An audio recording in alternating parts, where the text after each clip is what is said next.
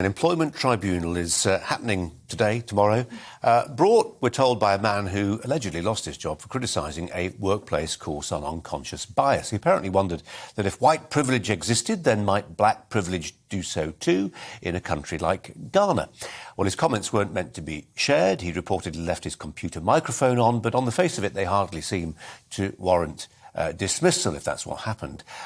Joining us now, the retired judge and chair of the Society of Black Lawyers, that's Peter Herbert, as well as the author and charity worker Nick Buckley. Gentlemen, thanks for joining us. Appreciate your time. Our question is diversity training indoctrination? Peter Herbert, what do you say?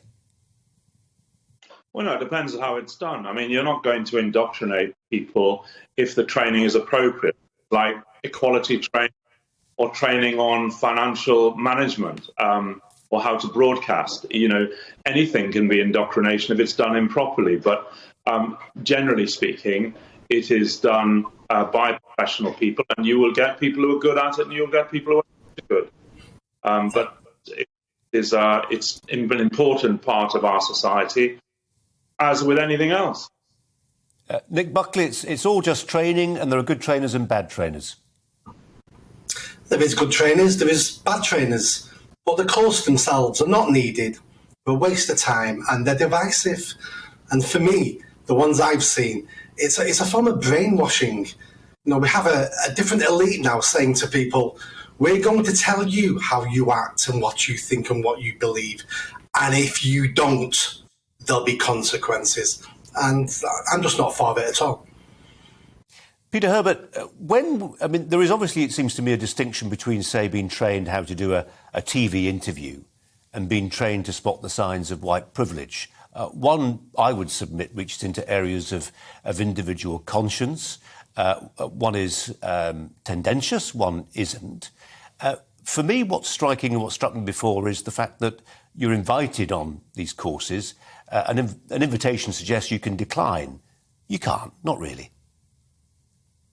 Well, it depends on your employer. I mean, there are also people who refuse to be trained. I took part in training of full and part-time judges in the 90s, and there were about 5% of judges who just would not receive any training. And you will get in an employment situation people who do not wish to move from their own, often quite prejudicial views of the world, and whether that be xenophobic or racist or basically gender bias, that you, in a sense, are faced with a difficulty. I don't know this individual, and it is for the tribunal at some point to determine where the truth lies.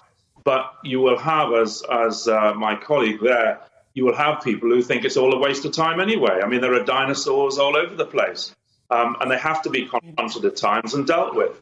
But they have OK, well, let's put that to said dinosaur. Nick Buckley, you're a dinosaur and you need to be confronted. That's exactly the point I'm trying to make. We have self-proclaimed elite that will say, only my view is the right view. Only I know what is right for you, what is right for society, the right for everybody else. It's my view because I'm better than you. I need to send you on training so you think a little bit more like me. It never crosses any of their minds that they may be wrong. It never crosses any of their mind that they may be right, but also other people may be right.